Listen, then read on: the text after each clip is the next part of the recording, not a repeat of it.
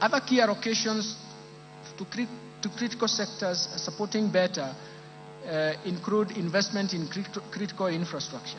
Mr. Speaker, the government continues to expand and maintain critical infrastructure in roads, railways, sea, and airports to achieve socio-economic transformation that will also enhance Kenya's competitiveness and facilitate cross-border trade and regional integration. Towards this end, I have proposed an allocation of Kenya shillings 193.4 billion for development of roads. This includes 86.2 billion to support construction of roads and bridges, Kenya shillings 37.7 billion for the rehabilitation of roads, and Kenya shillings 69.5 billion for road maintenance. Mr. Speaker, to expand the railway transport and even associated infrastructure, I have proposed Kenya shillings 25.2 billion.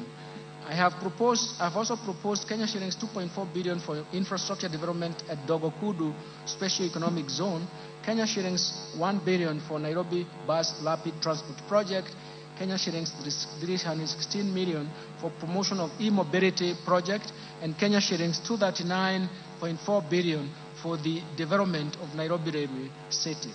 To facilitate movement of goods and people in our inland waters, I have proposed an additional Kenya shillings 200 million for acquisition of ferries for Lake Victoria.